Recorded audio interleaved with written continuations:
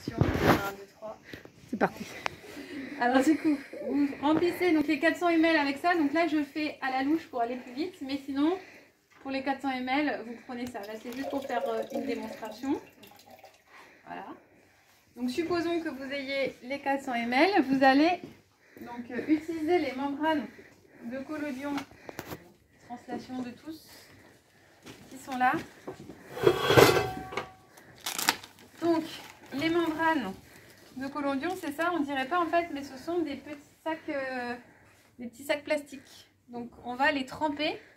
Donc, vous allez mettre les 3 qui vont vous servir pour les 3 conditions à tremper dans un des béchers qui aura de l'eau distillée. Donc, soit le 1, soit le 2, pas d'importance. Le tout, c'est d'humidifier. Voilà, donc il faut au moins qu'il reste 2 minutes dans l'eau. Plus vous allez attendre, plus ce sera facile de séparer les 2 extrémités. Bon, supposons que ça fasse 2 minutes. Vous en récupérez un, voilà, et vous allez fermer une des extrémités par une pince de dialyse. Donc c'est ça, ces pinces de dialyse. Donc vous regardez s'il y a du sel. S'il y a du sel, vous les passez un peu sous l'eau.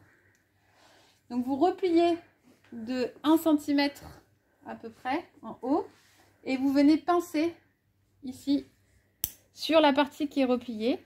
Et donc en gros ça va rendre hermétique le bas de votre boudin. Donc après l'idée, c'est là où c'est galère, c'est qu'il faut arriver à séparer, ah ben là ça s'est fait tout d'un coup, les 2 morceaux comme les sacs plastiques qu'on avait avant dans les supermarchés. Vous avez connu ça vous? Non, oui, ils connaissent encore ça, c'est la génération qui connaît encore les sacs plastiques des supermarchés. Et donc du coup on va mettre de la solution. Donc là, supposons qu'on fasse le boudin numéro 1. Vous avez une pipette pour chaque solution. Donc vous allez utiliser la pipette sucrose pour prélever de la solution de sucrose. Donc vous en prélevez 15 ml. Est-ce que vous avez une poire?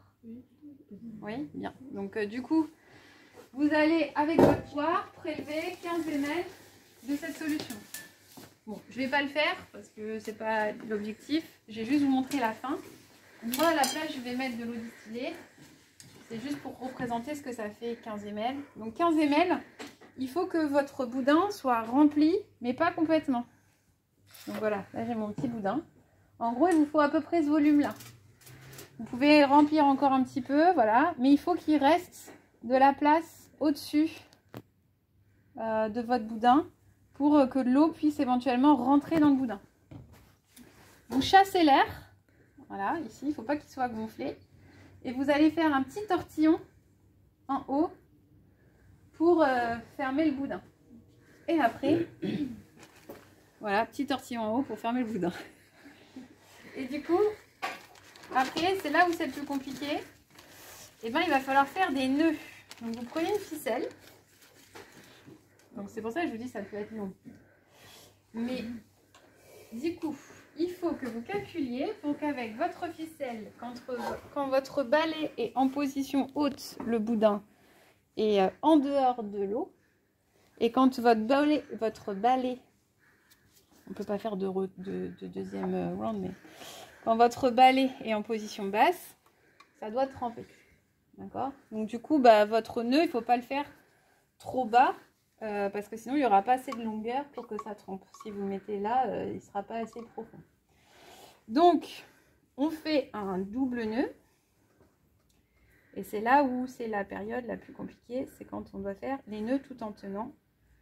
Voilà, donc là je fais un premier nœud. Vous voyez, il y a de l'espace entre mon nœud et le liquide. Et je fais un deuxième nœud. Voilà.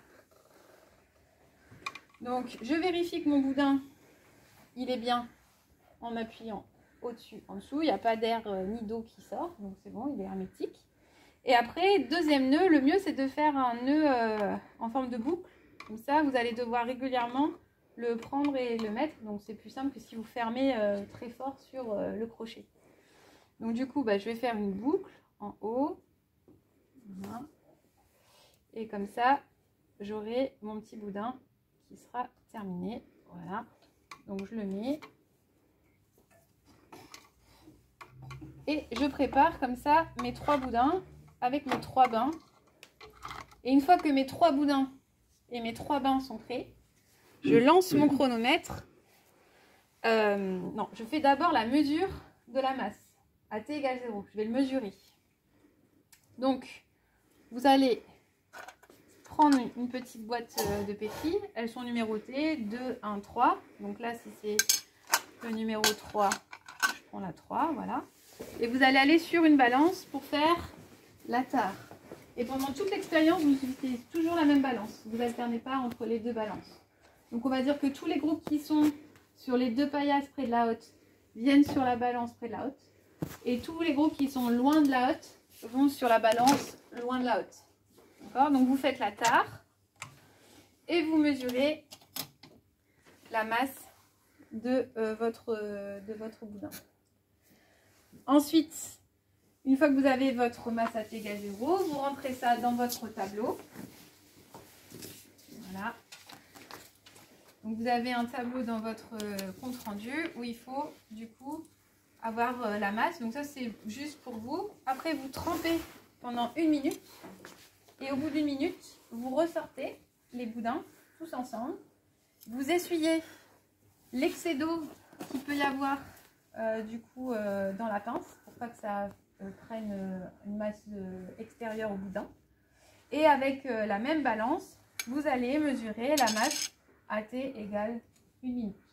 Vous ressortez, vous remettez les boudins pendant 10 minutes. Puis pendant 10 minutes, il y a écrit T égale 20 minutes, mais c'est pas on laisse 20 minutes, c'est on laisse 10 minutes. Et donc au total, ça fera 20 minutes. Puis encore 10 minutes, ça fera 30 minutes. D'accord? Et là, du coup, on aura fini la première partie du TPI. Merci. Tout le monde est très silencieux.